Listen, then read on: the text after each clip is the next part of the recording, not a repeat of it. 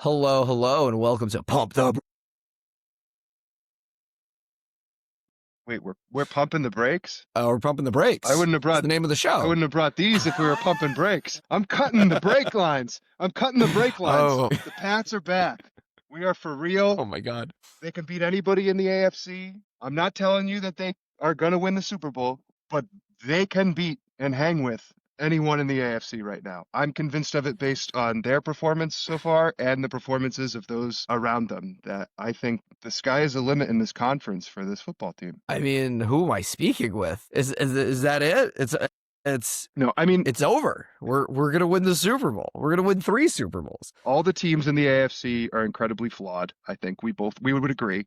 The Patriots Yeah, are also flawed. And like we're yeah, going to still yeah. cover those flaws on this show because as I said last week, I think the interesting part of following a team week by week for 18 weeks or whatever is to sort of see the ebb and flow of the strengths and the weaknesses as we see them and analyze them and how they progress. And then ultimately the payoff being some matchup in the postseason where we can have been informed to have an idea of what might happen based on those things. And so, True. Yeah, that is the joy of a nerdy sports fan. right. And so that we have some idea of the potential pitfalls or what that matchup might look like when it inevitably comes. And now it feels more than ever like it's going to inevitably come. And so, Yeah. So I mean, what you're saying is, I mean, the Buccaneers game, that was a good team that we marched into their house, and sure, they were without a couple of weapons. So were we. I mean, not as banged up as the Bucs, but still, it's a 6-2 Bucs team, and we walked into their house. We didn't play a perfect game. Drake May didn't have. It wasn't the only thing that worked about this team, and we won. yeah, I And mean, we won. People have to take us seriously yeah, now. they're finding ways to win football games. It's not always pretty. It doesn't always look the same, but they're playing complementary football. I mean, when the defense goes out there and gives up a score early, the offense comes out and they answer. When the offense potentially gives the game away and allows the opposing team to have a chance to march down the field and win the game, the defense steps up and shuts the door. And so, I mean, they're playing winning football. And as you said, they have to be taken seriously, even when this quarterback is not at his best. And I would say this was not him at his best. It was his lowest completion percentage of the season at just short of High pressure 52%. rate. Yeah, but he's still doing incredible things even when he's not playing at his best. I mean, we can get into it later, but there were 4 throws in this game that were just incredible on his part, and most of them in the face of real pressure. So everything seems to be clicking for the Patriots. The quarterback's clicking. I mean, the head coach, look at how this team feels they're bought in right now, in my opinion. I think that's Yeah. pretty obvious. Vrabel offered. Mays had a presser yesterday. Vrabel said, "Hey, do you guys want to practice inside?" And they said, "No, coach. We're gonna practice outside Yeah, there was a because report that's how bought in we are." yeah, there was a report that like 30 some players showed up for a team workout on an off day last week. Like Yeah, it yeah. goes to show you that these guys seem to be bought into whatever this culture that they were harping on all off season and in the summer about setting this culture, and it feels like they've established one and it's paying off so far. I mean, you see the way that he interacts with these guys on the field, the way the camera shot of him rallying the troops with the defensive unit before those final drives in the fourth quarter. So like they seem buttoned up and professional, and so the coaching is hitting. All the free agents they brought in are hitting right now. Like pretty much every one of them has found a way to contribute to the football team for the most Literally, part. it's incredible. And now with this game, the draft picks are starting to come through and make a difference on this team. So like everything is coming up Patriots right now. You can't ignore it anymore. A team of destiny vibes. It does feel a little 2001, there are Just a little similar feelings. 2001. But like, do they have an easy schedule? Sure, they have an easy schedule. But like, ask the You Buffalo play. Bills about an easy schedule when they're losing games to the Falcons and the Dolphins. There are no easy games in the NFL. Yeah, and we're not playing down to our opponent, right? Like we are beating bad teams, and we're beating good teams. We're just beating teams. Yeah, I mean, We're beating teams. I saw online, and you probably saw it too. Like, I think they're the second 8-2 team ever to have a negative DVOA, which is like, to boil it down to its simplest terms, like an overarching advanced statistic that assesses your effectiveness against the strength of schedule, more or less. And the Patriots have a negative value for that, despite their 8-2 record, and they're the second team ever to do that. It might indicate a little bit of a fraud factor. But I mean, you can only play the games on your schedule and win them. So they're doing what they have to do, and like we said, they're doing it in a variety of ways, with different groups picking up the slack when they need to. That's pretty much all you can ask for. Never, I mean, and we're doing it because of our explosive offense, which is just such a foreign concept of thinking about the Patriots over the last 7 years. I mean, years since we ever like we used to like we were grinding games out or losing games, and now we have an explosive offense that no one can keep caged. Yeah, and I mean, even compared to, I mean, save for maybe the like 2007 Patriots, like the explosiveness is different than what we're even used to when they were really going. Because I think with the Patriots were at their best as an offense, it was death by a thousand cuts. It was pick you apart and Yeah, march down the field. This is different. This is taking shots. These are deep ball, like he's a deep ball passer, and you know, one of the things that's appealing about their position in the AFC is I think there's like a real path to a number one seed here. And if you're a team with their sort of level of talent, that is invaluable to not have to play in a whole round of the playoffs and get an and extra a home week field and advantage. home field advantage throughout the AFC. I mean, you look at, I don't have it in front of me, but you look who the Colts still have to play, who the Broncos still have to They're play. playing the Chiefs. They both have to play the Chiefs. Broncos have to play them twice. Buffalo Yeah, still has to play the Bucs, you, and Philly. I mean, like it's yeah. there is a path to the number one seed for this team if they can continue to stack wins. And if they get that, then they really do have a shot to make a Super Bowl appearance to get through the AFC with one less game to play. But and you know, I think you're 100% correct. I think that if you look at the only two real games left on our schedule are the Buffalo game and the Ravens with Lamar Jackson being back. I mean, yeah, those are even if we lose those two games, we could still get the one seed. and I wouldn't. That's how realistic. It is. And I wouldn't sleep on Miami, though. You know, you had all you could handle with them earlier in the year. They're starting to play better football right now, and they beat the Bills. And so that's, you know, people I think have written off Miami because of the balance of their Yeah. season, but they could still give you a test. I don't want to totally chalk up a W there, but the path is there. They're absolutely capable of achieving it, I think. And it's informed by how some of these other teams look, like Buffalo this week losing to Miami. Or, you know, you see how Bo Nix looked with pressure against the Raiders, where, you know, they beat us, but are not a very good team. Yeah. So you can see the areas where the Patriots could strike. Right, like we're not listen, we're not a perfect team. Sure, like we pass rush needs some work, offensive line clearly still needs some work. I would like some better receivers, but there is not a single team in the AFC that I would consider a juggernaut the way I look at like the Rams Yeah. or like Or Philly when they're going, you know, Philly when they're going. Yeah, even Philly. I mean, I don't Philly makes no sense or sometimes. But no, Detroit I mean when they're like, but going. Yeah. When those teams yeah, are playing like well. that. Yeah, like those are easily. That just doesn't exist in the AFC this year. It's a really weird year. I agree. Even the Colts, like their strength matches with yours. You know, they're based on their running game. Well, you're the best run defense in the league. So, you know, I That's it, love right? the matchups in Historic. the AFC. I love the matchups in the and Interesting. I didn't think about that. Right, because the Colts are basically all they're running. We're really good at run defense. I think it's a What is their fascinating matchup. defense? What's their defense like? I think they have a pretty solid defense. They just obviously they added Sauce Gardner, so they're hoping that the combination of him and I think they have Travarius Ward there, who used to play for the Niners. He's been banged up, but if they get him back, He's coming back. Yeah. yeah, it could be a really tight game, but you know, I like the way that they match up against each other, and I have no doubt that the Patriots, especially at home, could beat that team. We watched Yeah, Pittsburgh. I think you're right. We did. Listen, I'm not gonna. Until Daniel Jones can definitively prove to me that he is not gonna turn into a pumpkin come December. I'll take I my get that he's playing quarterback. really. I'll take my quarter. I'll take Drake May. Yeah. Exactly. And like, yeah, like I like only now. Like, it took me a year and a half of. Only now do I believe in like Sam Darnold, right? Like I've seen it. I've seen sustained performance of Sam Darnold on two different teams. I believe in Sam Darnold. I do not believe in Daniel Jones. What are we talking about? Danny Dimes? More like Danny Nichols. Especially you know, with that run game. If you can shut that run game down and put it on Daniel Jones' shoulders, I'll take my chances and Yeah. I'll take my quarterback. To your earlier point, I think the best part of this season is that you're really playing with house money. I mean, I thought this was an 8 or 9 win team to begin the year because pretty much everything in the organization was an open question mark. If you can't tell by now with this podcast, I'm a see it when I to believe it kind of guy.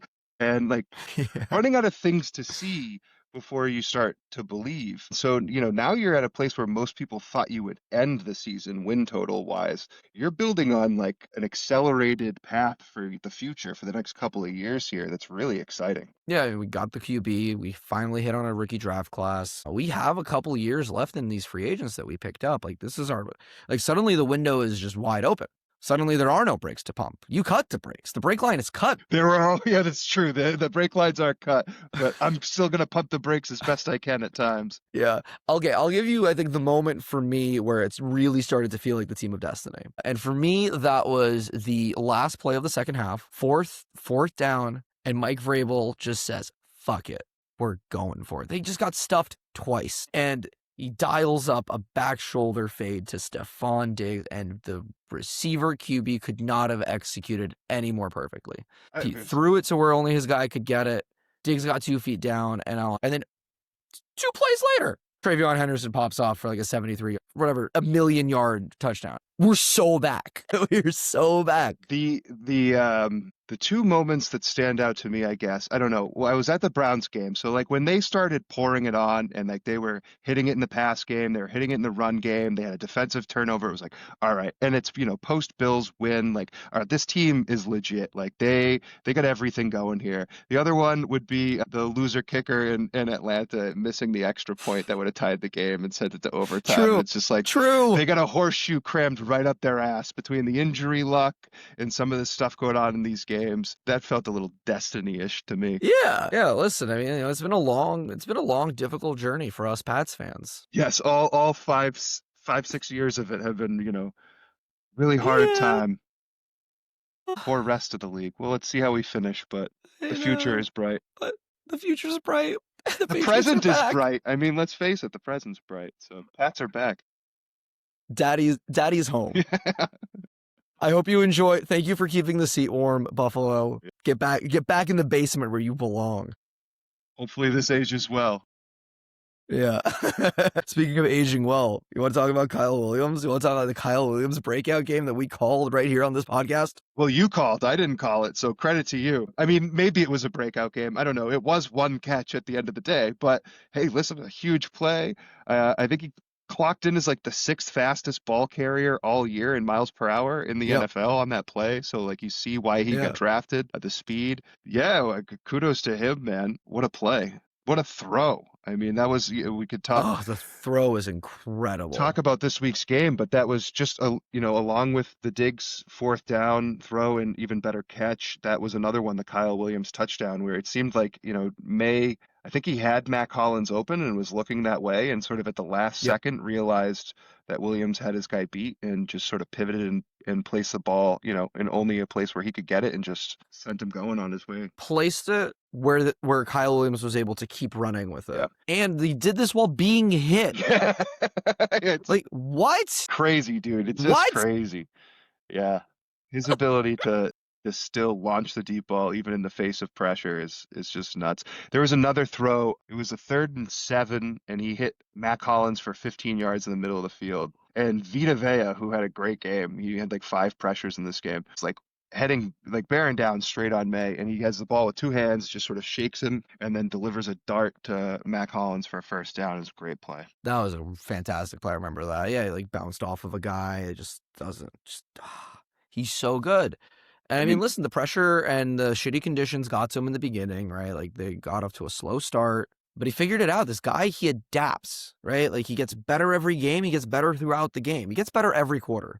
You can watch Drake May get better almost you know what I mean? But like he just keeps getting better. He does keep getting better. He's like learning or something. He's absolutely learning. And we've talked before how he's not like a big error repeater. He's not a quarterback who goes out there and makes the same mistake over and over again. He tends to learn quickly from it. The pressure was effective in this game. They had a 46% pressure rate, and it felt a lot like the Atlanta game to me in terms of just like there was a point where they were just rushing 5 and 6 a lot at him. You could see the accuracy a little bit in this game, just with the completion percentage from the pressure. But like we said, he's still making big plays regardless of that pressure rate. He only took 1 sack, which is a positive as well in this game. I think it was a pretty short sack. I think he was running towards, Yeah, so that's a very Drake May style sack. It's a positive. Didn't turn the ball over there. but I the biggest issue I had in this game offensively is like they have this incessant desire to run the ball on first down.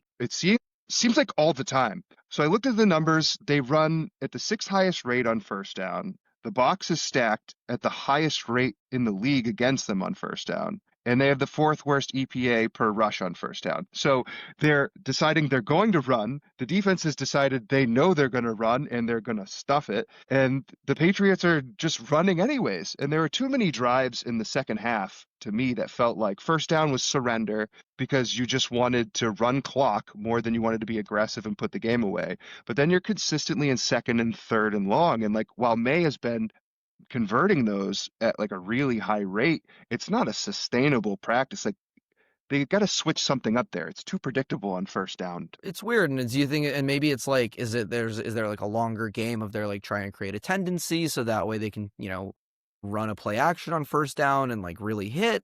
I don't know. I does say that said, like that I would like, I feel like all the big explosive plays seem to come on third down, like the passing ones. So it's not like we're seeing them use this. Yeah. I Yeah, don't I know. think there's That said, like two. Josh McDaniels. Yeah, there's two things that could happen. I think you hit on play action, but the issue with play action is if you don't run particularly well, why are they going to bite on play action?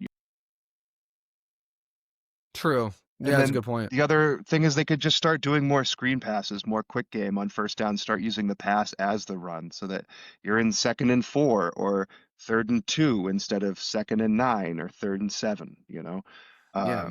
But that to me was the most annoying thing was just it felt like over and over again. First down run for no gain. So they got to figure out something there.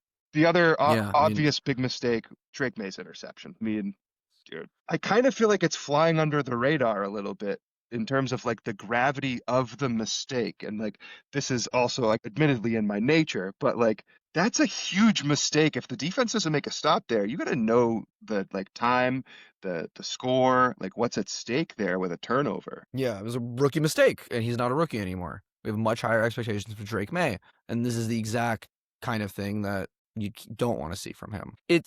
I don't know if it's flown under the radar, because I think if he hadn't made that mistake and he walked away from this game with the stat sheet that he had, I think he'd be the unanimous MVP rather than it being a conversation between him and Stafford. Like I think that was a backbreaking mistake, but it was just incredibly heartening to see the defense step up the way they did. For sure. And that is I mean, that's the bright side. That's where the complementary football comes into play and their ability to find ways to win in unconventional or ways that are different from the week before. So yeah, that is absolutely a silver lining. It just, you're up 5 there, 3 points makes it 8, and then you can't lose the game on the ensuing possession if you get a field goal there. You can't turn the ball over. You got to get at least 3. But they live to see another day.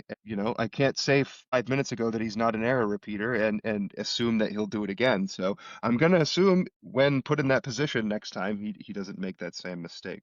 We'll see. Yeah, I think he just really wanted it.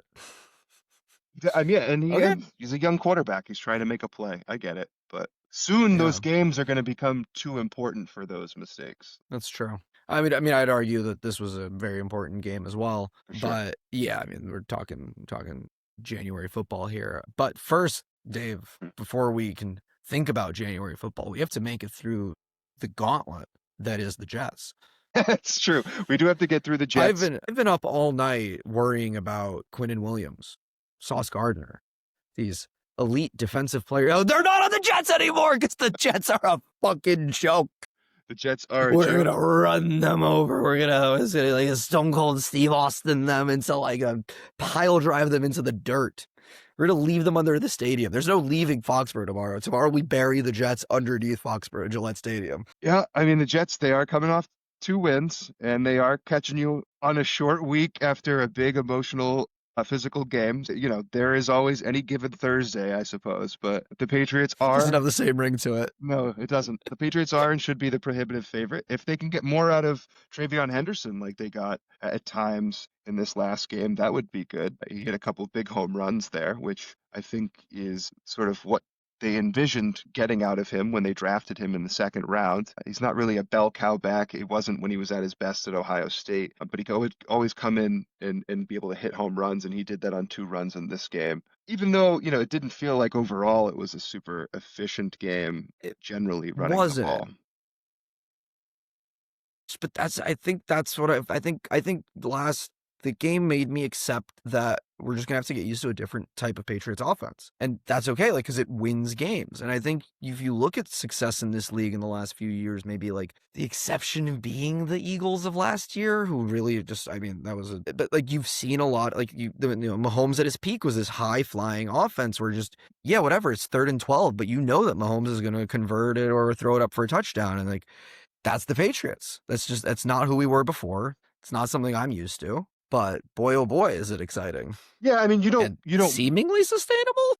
yeah, well, that's the thing. You don't want to be a one-trick pony. Like, that's not a desirable outcome. And so I think you want to get the run game fixed or at least more efficient. It was like they had the lowest success rate in the running game in all of week 10 across the league. So you don't want to be a one-trick pony. I like, listen, if my one trick is Drake May's deep ball, like, I'm gonna take my fucking chances. Like, I'm gonna live with those odds. There are worse like things to have to rely on in that league than Drake May's deep pass. So if they're big play merchants, then so be it. But there are definitely they to be able to clean up the run game would be huge. Just to even control the clock. I mean, Yeah, if you want to run on first down every effing drive in the second half, it would be nice to get a couple be of better at yards out of it. Yeah, just a it. few. Yeah, I think they're really missing Ramondre Stevenson, who's I think he's out this He's game, out this week 100%. as well. So we'll see how that As a goes.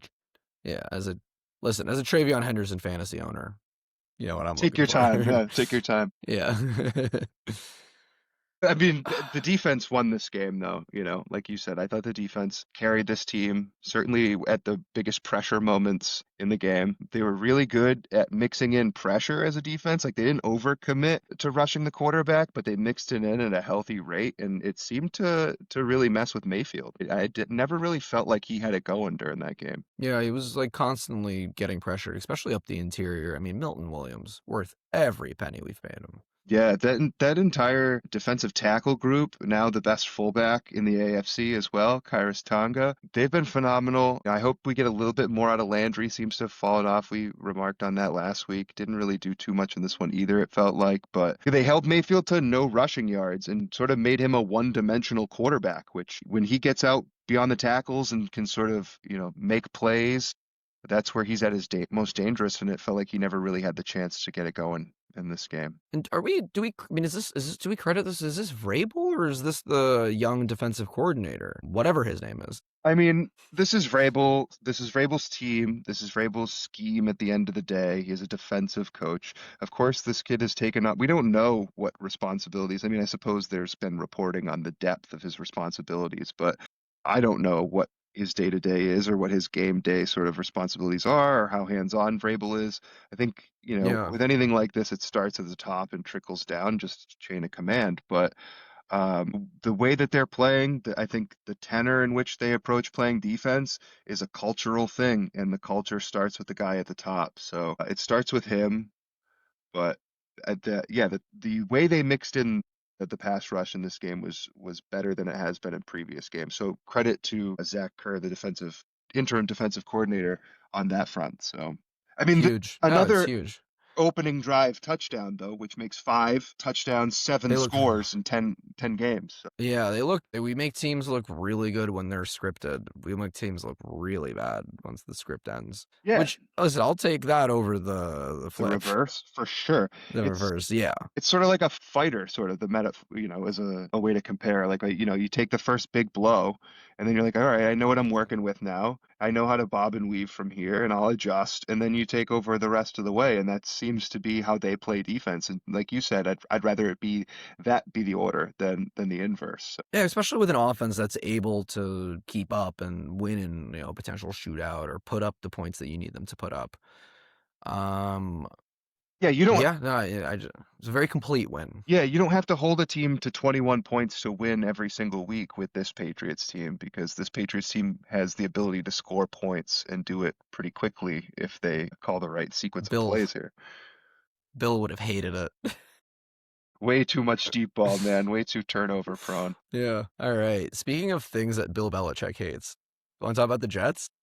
Yeah, I mean, there's not much more to to cover than I think than what we've talked about, right? The metrics, they're pretty bad across the board. Like they're not very good at anything. They got a good solid running back, a guy I think we wouldn't have minded being on our football team to finish the season. But other than that, I mean, their defense was pretty suspect and they got rid of their two best defensive players. They have won two straight. I mean, they played the Bengals and the Browns, so take it for what it's worth, but they have won two straight football games, so they are riding Yeah. high, whether deserved or not.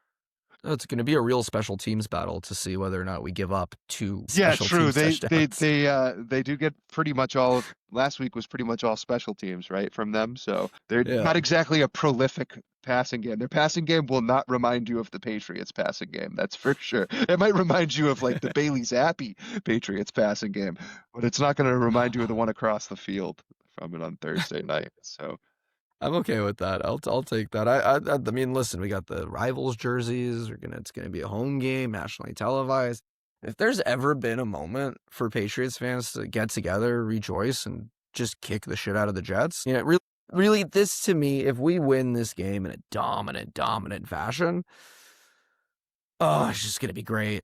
It's well, just gonna be great. It's gonna really feel like that. That's it. This is what you dream of. This yeah, is what well, we've and been waiting for. full disclosure, you live in New York, so it's a little extra, we could put your chest out a little farther because you get to Yeah. walk around, So loser fans all the time. So I know what how it you feels. don't you don't though. That there is no such thing. It's no the Jets fans in New York are they're just sad. Yeah. They're not even, they're just shells of people at this point. I mean, not to, I mean, listen, you saw like listen, if you're that kid at 15, what do you think you're at? But what do you think what do you think you are at 30? No, You yeah, think you still he's watch already football? dead. He's already dead inside. Yeah. Be No, I forcing have his friends kid who to are watch the same team just to share in the, perpetual misery. exactly. But yeah, no, I mean, it's just almost, I mean, it's going to be good. If we lose, it's going to be horribly painful, and I will Be blame us. It will be our fault for yes. cutting the brake lines. Yeah, we'll be back to pumping real quick, but But we'll see. I think it says everything about how good this team has been that we feel comfortable tempting the fates. Yeah, I I believe in agree. this team. I do I too. believe in this. I believe in them to beat up. This is what good teams do, which is beat up on bad teams and win football games against inferior opponents and take advantage of At home. mistakes at home. You win home games. You're at home against a bad team who will make mistakes. Good teams win these games and they still count just like all the other ones. So keep stacking wins. Thank you, everyone, for listening. As always, all 10 to 15 of you Yes, mean everything to us. you really do. Go Patriots. Go Pats.